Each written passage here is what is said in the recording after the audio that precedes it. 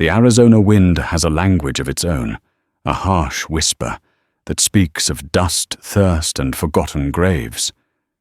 It was a language William Hobbs understood better than any other. In the brutal summer of 1878, in a town ironically named Redemption, her life was measured in the weight of water buckets and the sting of her uncle's hand. She was a ghost in her own story, a footnote on a dusty page. But on a sweltering afternoon, by the blood-red waters of Coyote Creek, she would find a dying man whose story was written in the language of mountains and war. And in saving him, she would rewrite her own fate forever. This is the story of how a forgotten orphan and a hunted warrior found their own redemption, not in a town but in a promise made at the edge of dawn. The sun was a merciless hammer over the Arizona territory, beating down on the cracked earth and the ramshackle collection of buildings that called itself Redemption. For 17-year-old William Hobbs, the town was anything but. It was a prison of dust and duty, governed by the cold eyes of her aunt Martha Griggs and the heavy hand of her Uncle Burton. Her real parents were memories swallowed by the cholera that had swept their wagon train 2 years prior, leaving her stranded with their only living kin relatives, who saw her as little more than a stray dog they were forced to feed. Her days were a litany of chores that began before sunrise and ended long after sunset. Fetching water, scrubbing floors, mending clothes that were not her own, and absorbing the silent, simmering resentment of the Griggs family. Burton Griggs was a failed prospector, with a soul as barren as the land around them. He found his only fortune at the bottom of a whiskey bottle, and his only power in the fear he could inspire in the thin, quiet girl who lived under his roof. This afternoon the air was thick enough to choke on. A heat haze shimmered above the single dusty street, distorting the world into a wavering mirage. William's task was to fetch water from Coyote Creek, a mile's walk from the suffocating heat of the Griggs' lean-to. The 2 heavy wooden buckets strained her arms, the yoke digging into the back of her neck, but she welcomed the pain. It was a clean, honest pain, unlike the bruised ache that often blossomed on her ribs from a careless shove or a drunken stumble from her uncle. The creek was her only sanctuary.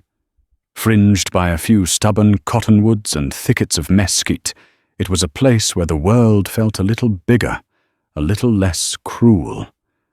She would often linger there, dipping her bare feet into the cool, sluggish water, watching the dragonflies dance, and pretending she was someone else, somewhere else. As she pushed through the last line of thorny scrub, a scent hit her acrid and coppery. It was the smell of a butcher's shop on a hot day, the smell of blood. Her steps faltered. This was Apache territory. Though the Chiricahua had been largely forced onto reservations, small bands of warriors still roamed these lands, proud and defiant. The townsfolk spoke of them in hushed, terrified tones, tales of raids and scalps fueling their nightmares. Sheriff Brody did his best to keep the peace, but everyone knew the land didn't truly belong to them. William's heart hammered against her ribs. Her first instinct was to flee, to drop the buckets, and run back to the miserable safety of Redemption. But something held her. A low sound, a guttural groan, barely audible over the drone of insects. It was a sound of profound suffering. Moving with a caution born of a lifetime of avoiding trouble, she peered through the leaves. There, half in and half out of the shallow water, lay a man. He was Apache. There was no mistaking the high cheekbones, the long, unbound black hair, matted with mud, and something darker, or the simple buckskin leggings he wore. He was lying on his side, his powerful torso bare and gleaming with sweat. A dark, ugly stain spread from a wound in his side, dyeing the creek water a sickening crimson. His chest rose and fell in shallow, ragged breaths. Fear warred with a deeper, more primal instinct. She had seen death before. She knew its stillness, its silence. This man was not dead yet, but he was close. She saw the tension in the corded muscles of his arm, the faint tremor in his hand. He was fighting. Slowly, William lowered the buckets.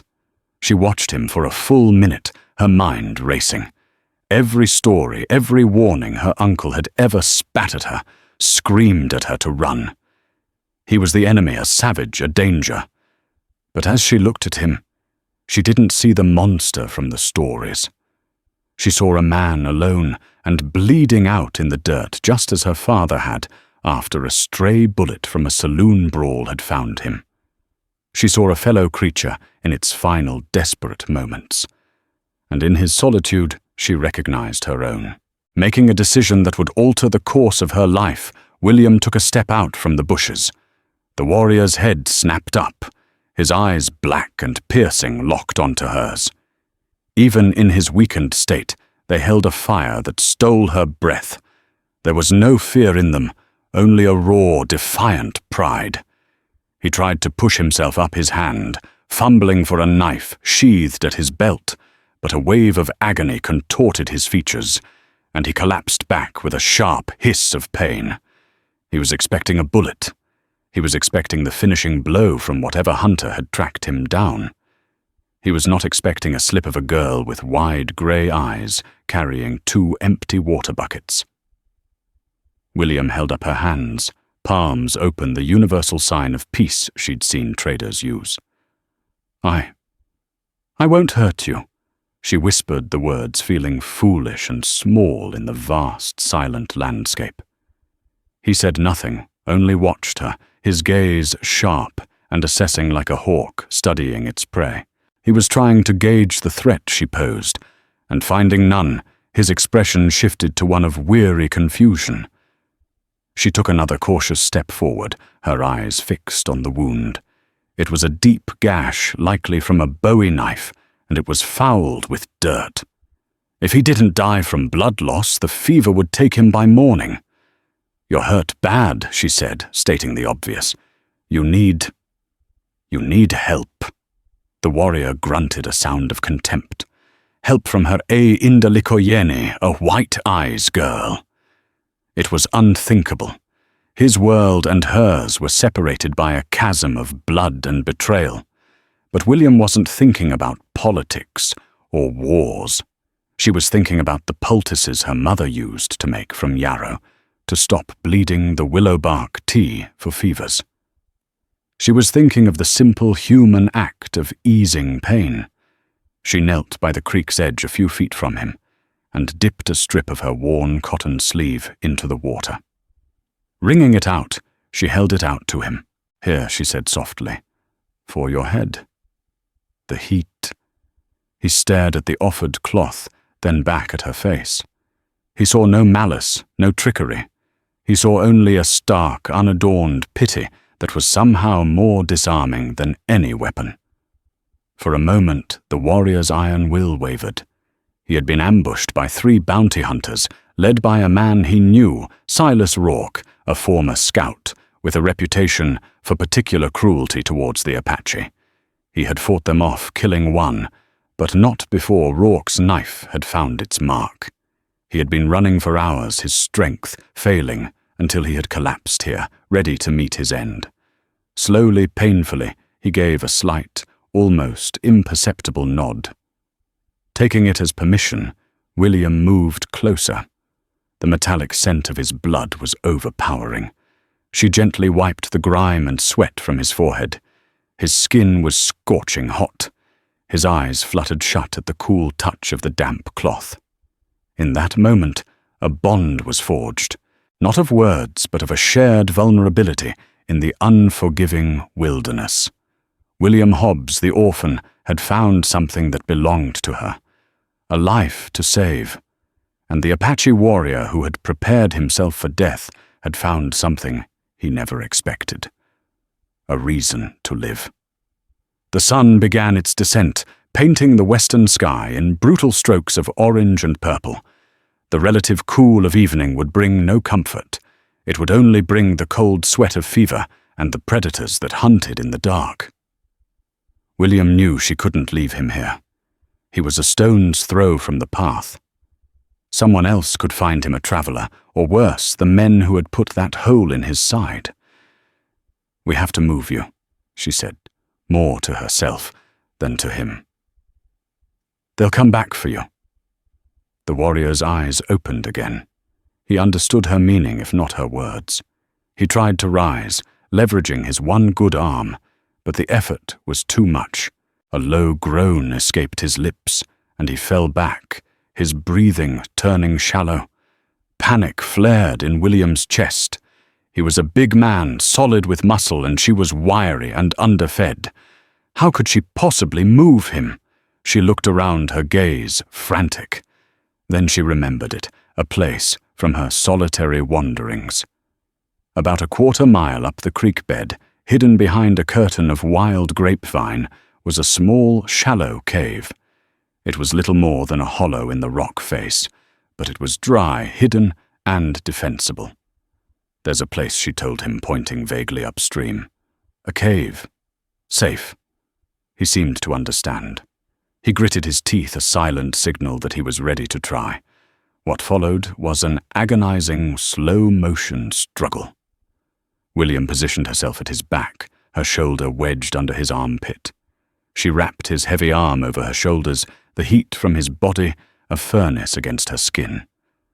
"On 3, she whispered, though the number meant nothing to him.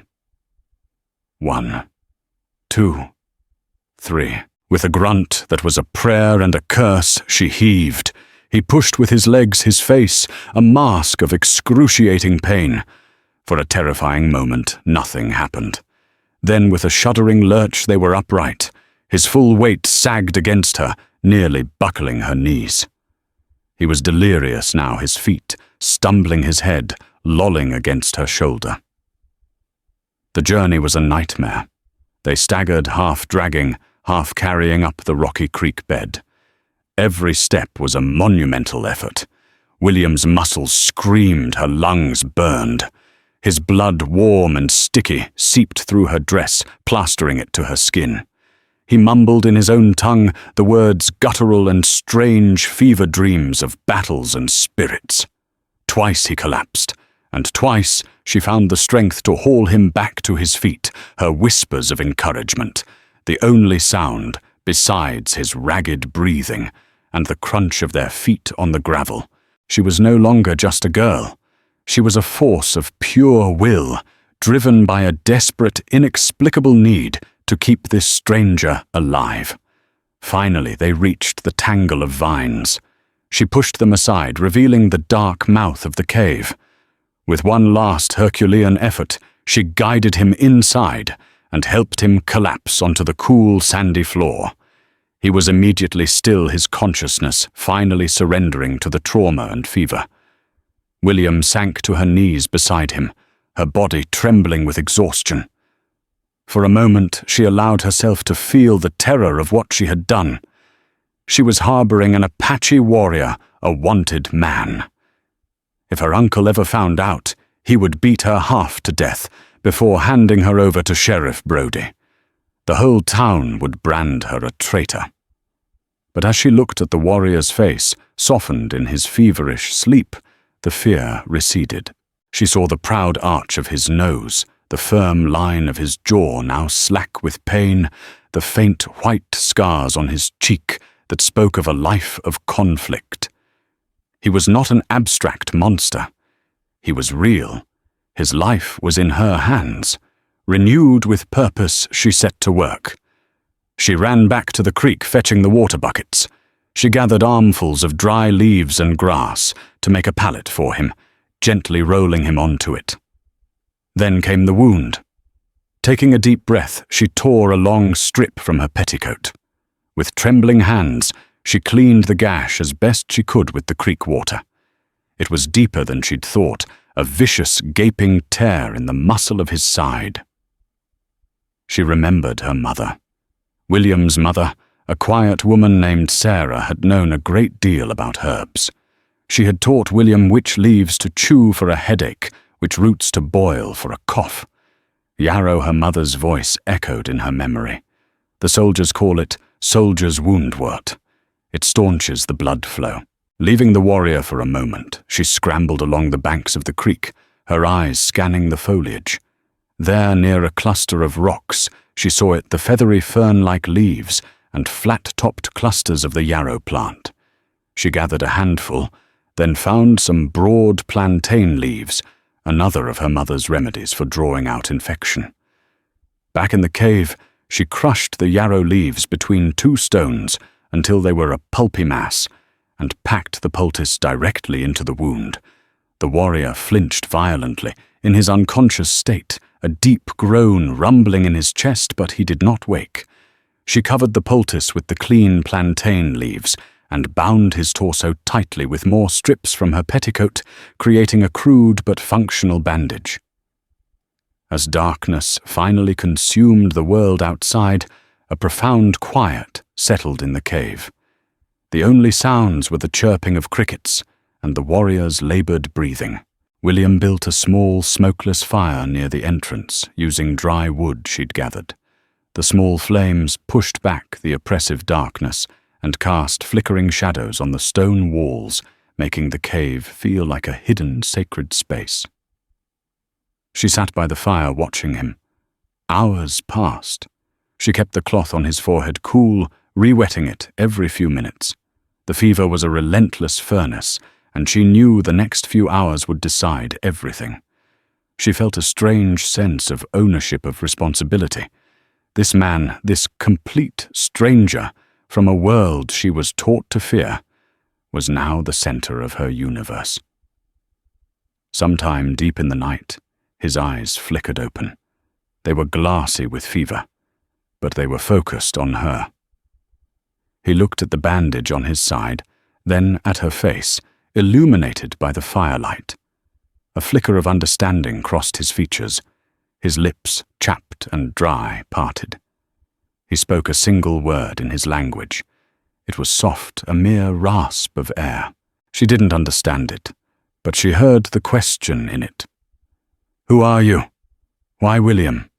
she whispered, pointing to herself. "My name is William." He watched her for a long moment. Then his eyes drifted shut again. But something had changed.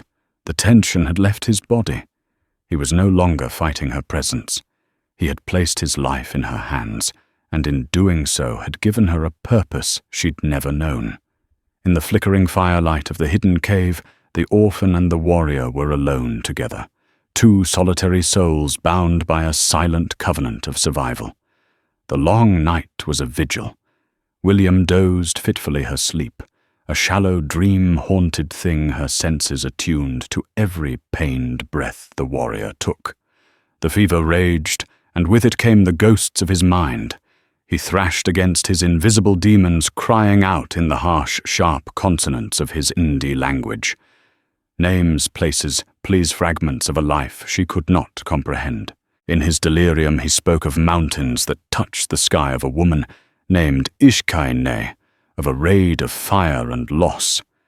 She understood none of the words, but she understood the raw emotion that fueled them, grief rage, and a profound sorrow. She did the only thing she could. When his thrashing grew violent, she would place a cool, damp hand on his forehead and speak to him in a low, soothing murmur. She told him about the creek, about the way the sun looked through the cottonwood leaves, about a stray dog she had once tried to befriend. She spoke of her mother's garden, a small patch of defiant green she had coaxed from the unforgiving soil. She poured out the quiet, lonely contents of her heart into the fevered darkness, and her voice, calm and steady, seemed to be the only anchor in his storm-tossed mind. Slowly he would quiet his breathing evening, out his body relaxing back into a troubled slumber. Just before the first hint of grey lightened the eastern sky, the fever broke. One moment, he was burning his skin, radiating a dry, intense heat. The next, a sheen of sweat broke out across his entire body, drenching the makeshift pallet.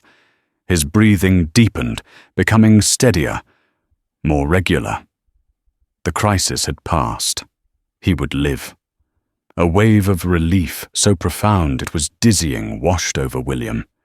She felt her own exhaustion, then a bone-deep weariness that made her limbs feel like lead. She slumped against the cave wall, watching as the pale light of dawn crept into their sanctuary. It was in this gentle new light that he truly woke. His eyes opened, and this time they were clear. The fever glaze was gone. He blinked slowly, taking in his surroundings, the rock ceiling, the dying embers of the fire, and the girl watching him with an expression of intense fatigue and concern. He pushed himself up onto one elbow, a sharp intake of breath, the only sign of the pain it cost him. He looked down at the clean, tight bandage around his torso. He touched it gingerly, his brow furrowed in thought.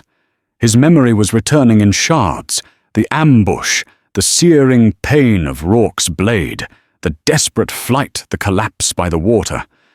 And then, her. The girl with the grey eyes. He looked at her again, really looked at her. He saw the smudges of dirt on her cheeks, the dark circles under her eyes, the torn hem of her dress where she had ripped fabric for his bandages. He also saw for the first time a faint yellowing bruise high on her cheekbone peeking out from her hairline. It was the mark of a careless fist, a mark he knew all too well from seeing its like on women who were not respected. Silence stretched between them, thick with unspoken questions. He was the first to break it, his voice a low, gravelly rasp. He spoke a few words in his own tongue. When she just looked at him with a blank, uncomprehending stare, he paused, then tried again, searching for the English words he had learned from traders and soldiers, words he despised, but now desperately needed. "You gave me water," he asked, his pronunciation rough. William nodded, her throat suddenly tight. "And I brought you here. I cleaned the wound." He absorbed this, his dark eyes never leaving her face. Why, it was the most important question in the world.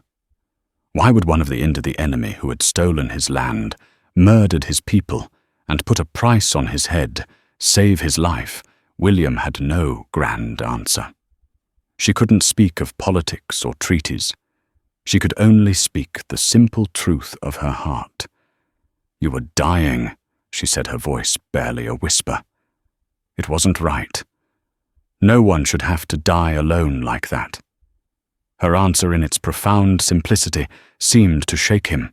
He had lived his entire life in a world of stark lines, Apache and white friend and enemy hunter, and hunted. Her act of kindness defied all of it.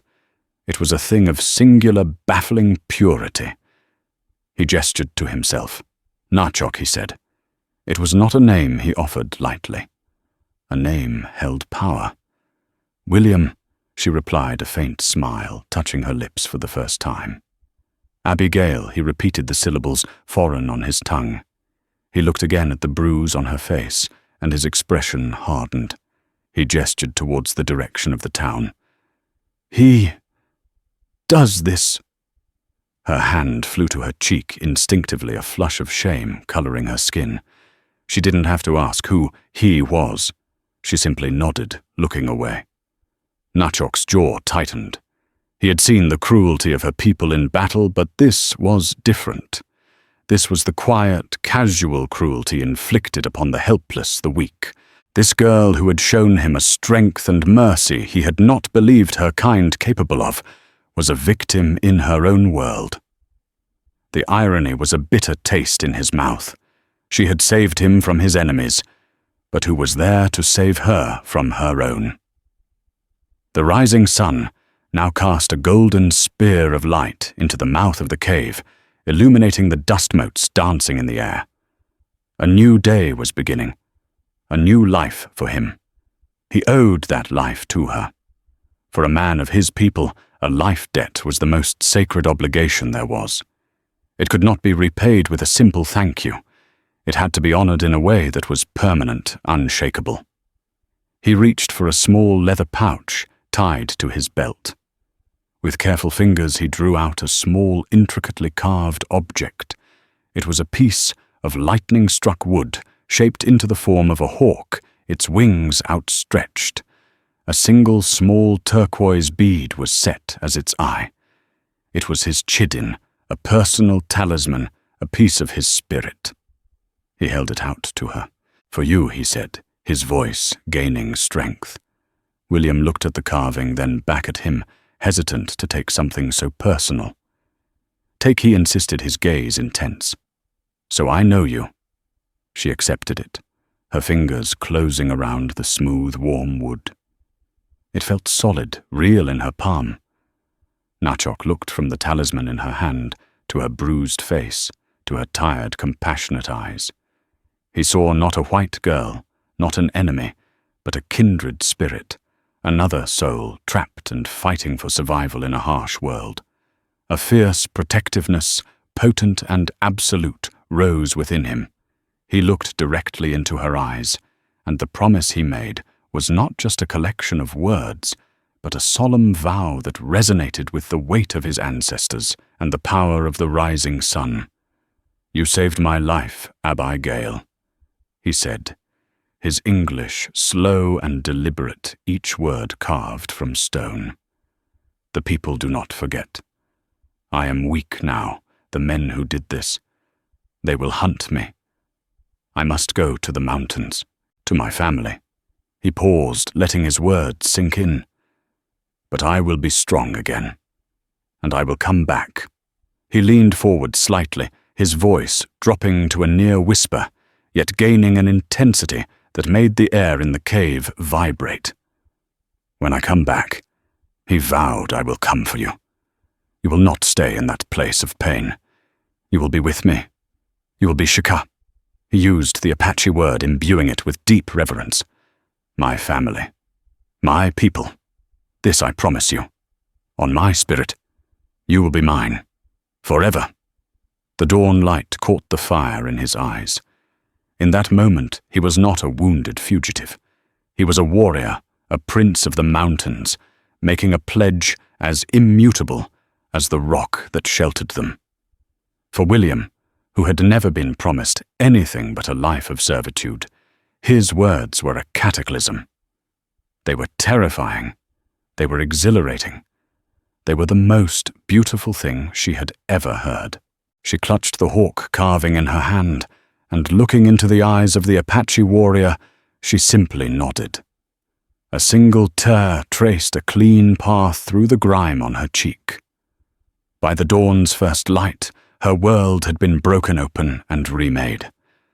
Nachok was gone by the time the sun had fully cleared the horizon. His departure was as swift and silent as a shadow. One moment he was there, giving her a final, lingering look of gratitude and resolve. The next, the cave was empty. He left no trail, no sign that he had ever been there, save for the bloodstains on the sandy floor and the hawk talisman clutched tightly in William's hand. He had advised her to scatter the ashes of the fire and wash the blood from the rocks in the creek. He was a ghost again, melting back into the wilderness that was his home. William did as he instructed her movements, mechanical, her mind reeling from the events of the last 18 hours. The promise. "I will come for you." It echoed in her head, a wild, impossible song. Could she believe it? Did she dare to? Returning to the Griggs' lean-to was like stepping from a vibrant, dangerous world back into a dull, grey prison. She slipped in unnoticed, her aunt's sharp voice, already complaining about the late hour and the half-empty water buckets she'd been forced to leave behind. Burton Griggs sat at the table, nursing a hangover, his eyes glaring at her over the rim of a tin cup. "Took you long enough, girl," he slurred, daydreaming out there with the lizards and snakes. "I'm sorry, Uncle," she mumbled, her gaze fixed on the floor. I stumbled and spilled some of the water. I had to go back. It was a weak lie, but he was too self-absorbed to question it. He just grunted and waved a dismissive hand. The day settled back into its grueling routine, but for William everything had changed. The drudgery was the same, but now she carried a secret, a burning coal of hope and terror in her heart. She kept the small wooden hawk hidden in a loose fold of her mattress, taking it out only at night to feel its smooth weight in her palm. It was her proof that the warrior, the promise, the dawn had all been real. 2 days later, they came. William was sweeping the dust from the porch of her uncle's failing mercantile store when she saw the riders. There were 3 of them, and they moved with a predatory slouch that set them apart from the usual cowboys or prospectors. They were hard-looking men, their faces burned by the sun and etched with cruelty. The man in the lead was tall and wiry, with pale, cold eyes that missed nothing. He wore a dusty black duster and a gun belt that hung low on his hips. This was Silas Rourke. He dismounted in a fluid motion, his spurs jingling a deathly little song on the dry ground. His 2 companions, a hulking, bearded man named Gus and a smaller, weasel-faced man called Pete, followed suit. They hitched their horses and strode into the saloon across the street, but Rourke's cold gaze swept the town, lingering for a moment on William, before he too disappeared through the saloon's swinging doors. A shiver of pure dread traced its way down William's spine. These had to be the men, the hunters. The town of Redemption, normally a sleepy, sun-baked place, began to buzz with a nervous energy. Men like Rourke brought trouble. By midday, the story was all over town. Silas Rourke and his men were bounty hunters. They were tracking a Chiricahua warrior, a particularly troublesome one from a renegade band. There was a handsome reward on his head, offered by the territorial governor, $200 dead or alive. Rourke was methodical. He didn't just get drunk in the saloon, he asked questions. He spoke to Sheriff Brody, a weary man who had the impossible job of policing 100 square miles of wilderness with no deputies. Sheriff Brody was a good man, as far as such men went. He had even been kind to William on occasion, but he was a man who valued a quiet life above all else, and he knew Rourke was the kind of man who disrupted the quiet. Saw no sign of him. Rourke, Brody said, his voice flat. The Apache stay clear of town. They know better. He was wounded, Rourke said, his voice a low, confident drawl as he stood in the sheriff's cramped office. Wounded bad. My knife work. He wouldn't have gotten far. Someone must have seen something, or maybe someone helped him. Rourke's pale eyes seemed to look right through the sheriff. He was planting a seed of suspicion. An Apache wounded and alone couldn't just vanish. His cronies Gus and Pete made their own inquiries. They bought rounds of whiskey at the saloon, listening to the loose talk of prospectors and ranch hands. They described Nachok, his size, his strength, the fact that he was bleeding from the side. William heard snippets of their talk as she hurried past the saloon on her errands. Each word was a hammer blow to her heart. They were sniffing, tracking, circling closer. She felt their presence like a physical weight, a suffocating blanket of fear. She forced herself to remain calm, to keep her face a blank mask. But inside, she was screaming. The next day, Pete the tracker returned to Coyote Creek. William watched from the window of the mercantile, her knuckles white as she gripped a broom handle. She saw him moving slowly along the bank, his eyes glued to the ground, reading the story written in the dust and stones. Her heart pounded. Had she left a sign, a footprint, a drop of blood? She had been so careful, but she wasn't a tracker. He was. Hours later, Rourke's men rode back into town. Pete was holding something in his hand. From a distance, William couldn't see what it was, but the triumphant look on his weaselly face sent a fresh wave of ice through her veins. That evening, as the sun bled across the sky, Silas Rourke paid a visit to the Griggs' household. William was serving a meagre stew when the sharp rap came at the door. Her uncle, annoyed at the interruption, swung the door open to find the bounty hunter standing on his porch, silhouetted against the dying light. Burton Griggs Rourke asked, his voice smooth as oiled leather. "Who's asking?" Burton grumbled. "Name's Silas Rourke. I'm looking for an Apache buck. Seems he came through here a few days ago." "I was hoping your family might have seen something." Rourke's eyes slid past Burton and settled on William. It was a look of chilling appraisal. "Ain't seen nothin'," Burton said gruffly. "We keep to ourselves." Rourke smiled, a thin, predatory curving of his lips. He slowly opened his hand. Lying on his palm was a small, mud-stained piece of blue cotton cloth, its edge crudely torn. "My man Pete found this down by the creek, near a spot with some washed-out bloodstains. It's from a lady's dress, I'd wager." "A simple one." William's blood ran cold. She looked down at her own faded blue dress. Near the hem a section was missing, the piece she had used to wipe the sweat from Nachok's brow. Burton Griggs stared at the scrap of fabric, his slow mind beginning to work. He glanced from the cloth to William, then to the torn hem of her dress. A flicker of ugly realization dawned in his eyes. William stood frozen, trapped in the crossfire of their gazes. Rourke's cold, calculating stare, and her uncle's dawning greedy suspicion. The hunt was no longer for a nameless Apache. The hunt was for her.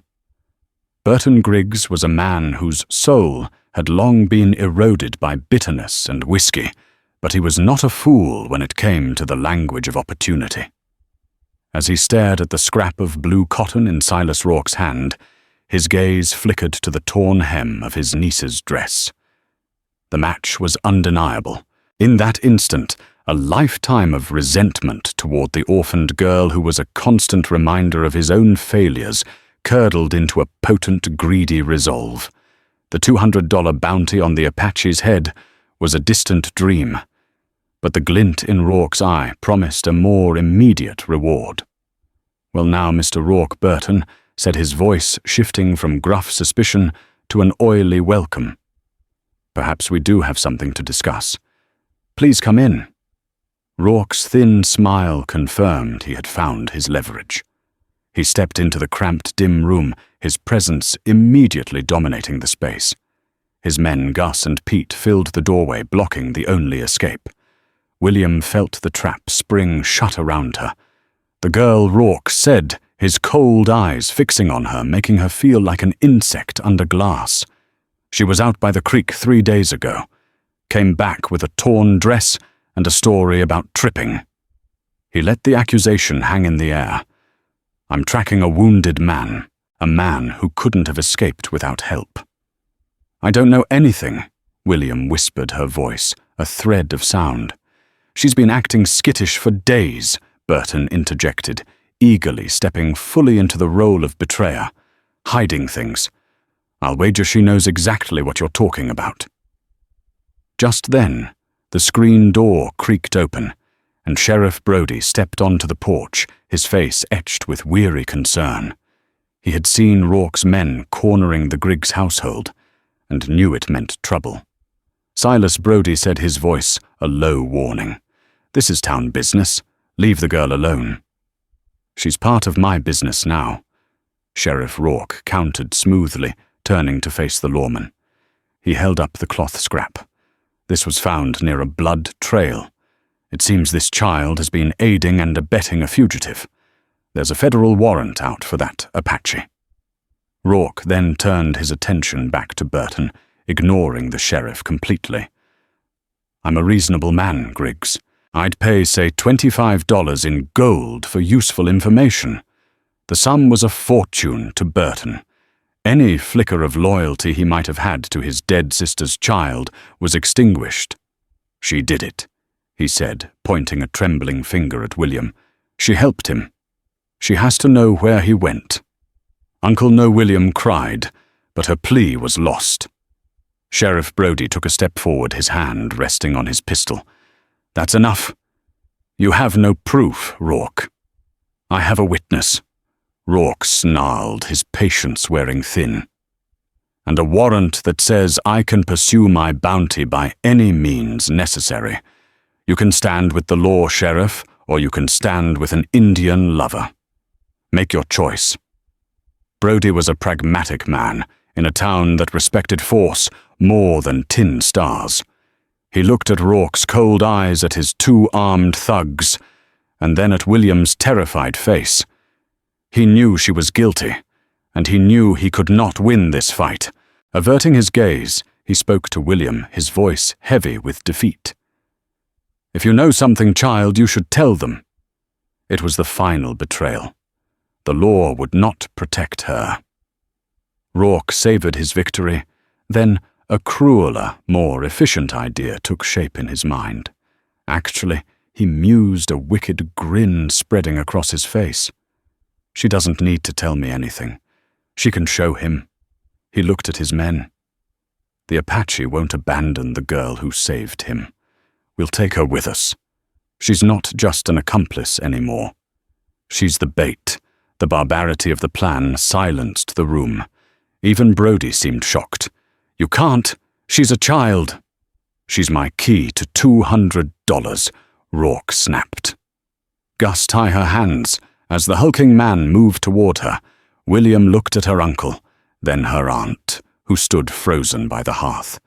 There was no help there. Burton grabbed her arm, his grip like iron. "You brought this on yourself," he hissed, shoving her towards Gus. They dragged her from the house into the dusty street.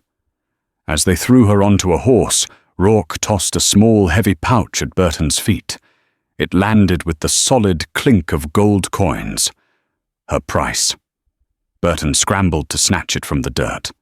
As they rode out of redemption, leaving the town and her life behind, a wave of despair washed over William. But as her hand brushed against her pocket, she felt the solid shape of the small carved hawk. A promise. "I will come for you." It was a desperate, fragile hope, but in a world that had just sold her for $25, it was the only thing she had left. From a high, wind-swept ridge in the Dragoon Mountains, Nachok watched the sprawling territory below.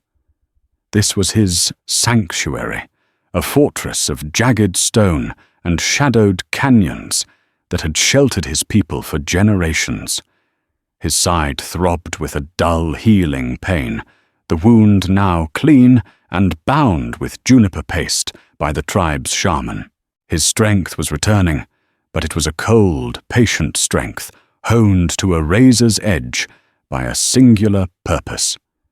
He had told the elders everything. He spoke of the ambush by the man called Rourke, a name that drew tight-lipped scowls from the old warriors. Then he spoke of the girl Abigail. He described her startling act of mercy, the fear in her eyes that was not for him, but for her own life in the white man's town. Most importantly, he spoke of his promise. A life debt was sacred, and a promise made on one spirit was unbreakable. The council was silent, but their consent was absolute. The girl's fate was now tied to theirs. His scouts, moving like ghosts across the land, had been his eyes. They reported Rourke's arrival in redemption, his methodical questioning, his tightening net. Then, just as the sun began to cast long evening shadows, a scout returned with the news Nachok had been dreading and expecting. "They have her," the warrior reported, his voice low and grim. "Rourke has the girl. He rides for the box canyons, using her as the bait in his trap." A silent, terrible fury settled over Nachok. It was not the hot rage of a brawler, but the cold, focused wrath of a hunter whose sacred ground had been desecrated. Rourke had made a fatal error. He believed he was hunting a man. He did not realize he was now being hunted by the mountain itself. "He thinks I will ride into his guns like a charging bull," Nachok said to his dozen warriors, his voice quiet and deadly. "And I will ride to him. But we will be the whisper of the wind, not the thunder of the storm." Rourke chose his ground with the arrogance of a man who underestimates his foe. He made camp in a small box canyon, a mile from the creek, a natural trap with high walls and a single entrance. To him, it was a perfect kill zone. He tied William to a stunted cedar in the center of the camp, a helpless beacon in the firelight. He posted his men, Gus and Pete, as sentries near the entrance, then sat by the fire, cleaning his pistol, with a confident smirk. He was a patient man, and he was certain the warrior would come. A direct, desperate assault was what he expected. He did not know the Apache.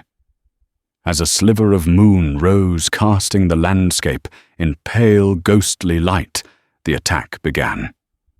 It was an assault of silence. Nachok and his men descended the canyon walls, using handholds and footholds invisible to any but them. They did not dislodge a single stone, their moccasined feet making no sound on the rock. They were shadows detaching themselves from larger shadow spirits of vengeance in the desert night. Gus, the hulking sentry, shivered, though the air was not cold. He felt a primal unease, the feeling of being watched by 1,000 unseen eyes. He heard a pebble skitter down the rock face nearby and grunted, dismissing it as a coyote. He never saw the figure that rose behind him, a living piece of the night. There was a swift, efficient movement, a choked gasp, and Gus's watch ended forever. On the opposite side, Pete felt a similar dread.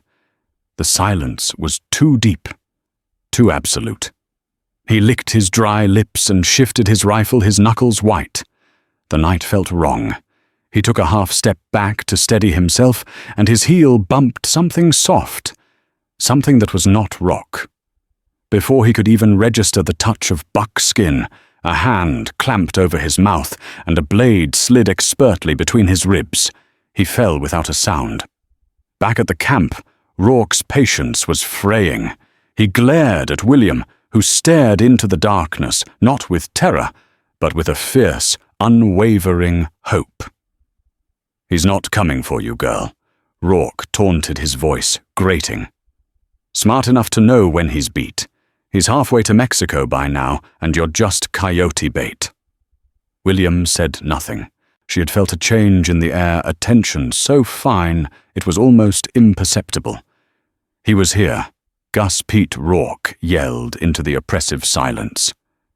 "Report." The only answer was the crackle of his fire and the whisper of the wind. A seed of doubt finally sprouted in the barren ground of his arrogance. "Gus," he screamed. The reply came in a form he never expected. An arrow fletched with the feathers of a hawk hissed out of the darkness and buried itself quivering in the dirt a foot from his boot. Rourke leaped back as if bitten by a snake, his pistol coming up his heart, hammering against his ribs. Then a voice, calm and clear, echoed from the canyon walls. "Your men are dead, Rourke." Rourke spun, firing a wild shot at the source of the voice. The muzzle flash illuminated nothing but empty rock. The bullet whined away into the night. "Show yourself, you coward!" he shrieked, his composure shattering. "You are the one who hides behind a helpless girl," Nachok's voice answered this time from a different direction. He was a phantom, circling unseen. "There is no honor in you."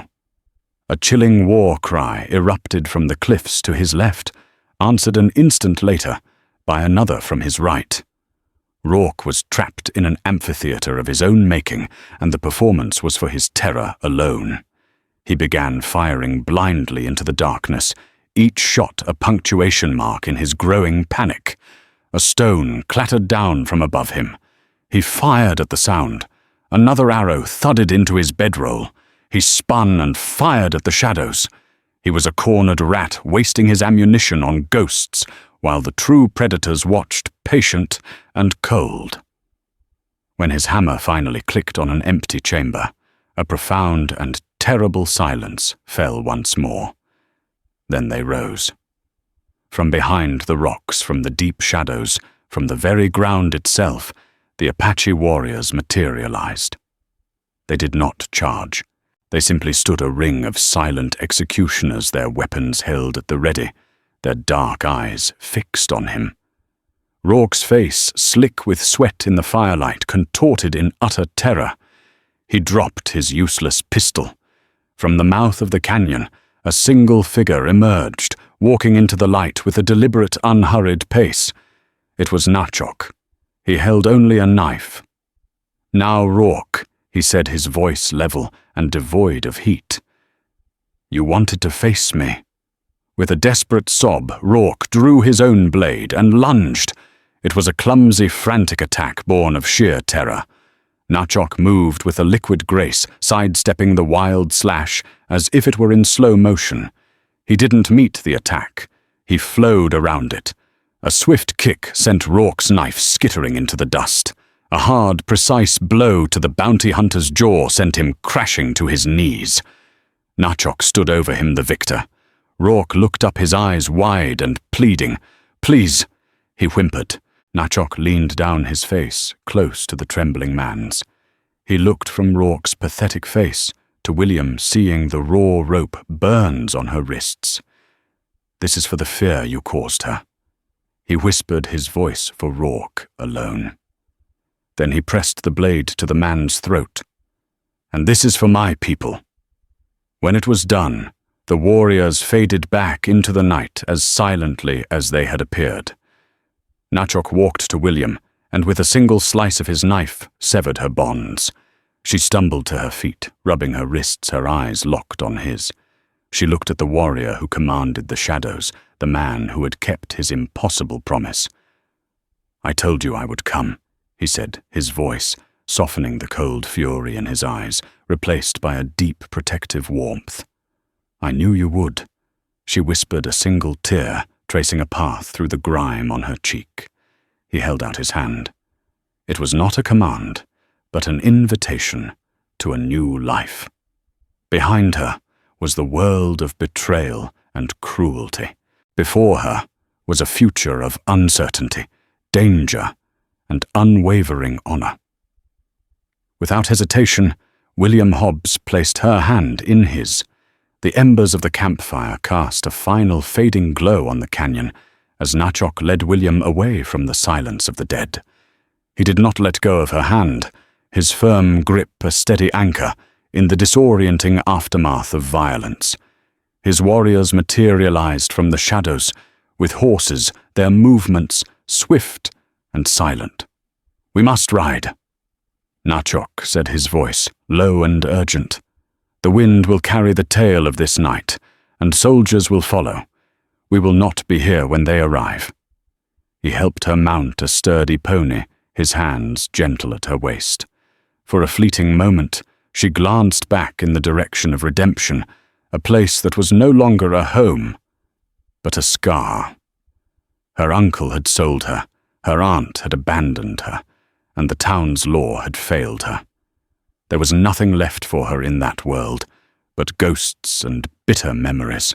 She turned her face toward the mountains, and did not look back. Their journey was a silent passage into another world. They moved through a labyrinth of moonlit arroyos and steep winding trails that did not exist on any white man's map. The air grew cool and clean, fragrant with pine and sage, washing away the dust and despair of the flatlands. William rode amidst the Apache warriors, a phantom escort guiding her deeper into their domain. She watched Nachok ride ahead, his posture straight and proud, a man utterly at one with the wild, formidable land. For the first time, she felt not like a captive or a victim, but like someone being led home. Just as the eastern sky softened from black to a gentle gray, they halted on a high mesa. From this vantage point, the entire world seemed to spread out below them. Far in the distance, redemption was an insignificant smudge, a bad dream fading with the dawn. Nachok dismounted and stood beside her, his gaze fixed on the horizon. "A new day," he said. He turned to her, his dark eyes serious. "You were brave, Abigail. Your spirit is not a thing to be caged. It is like the mountain eagle." He reached into a small pouch and retrieved a single, perfect hawk feather, tucking it gently into her unbound hair. "You saved my life," he continued, his voice resonating with the solemnity of a sacred vow. "And so your life is now with mine. You are not the orphan from that town anymore. You are Naldi, one of the people. You are Shikar," he said, the Apache word for family, a profound gift. "This is your home now." His promise, spoken at dawn in a desperate whisper, was now fulfilled in the full glory of the rising sun. The light washed over them, chasing the last shadows from the canyons and illuminating a new path. He held out his hand. This was her choice, her future. William looked at the proud, honorable warrior before her, and then at the vast, beautiful and dangerous land that was to be her home.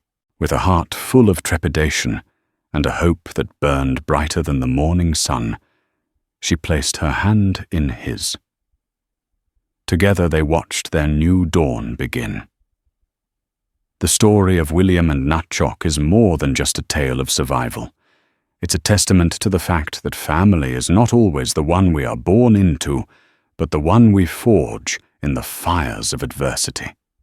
It reminds us that courage isn't the absence of fear, but the choice to act in spite of it, and that sometimes the greatest acts of rebellion are simple acts of kindness in a world gone cruel.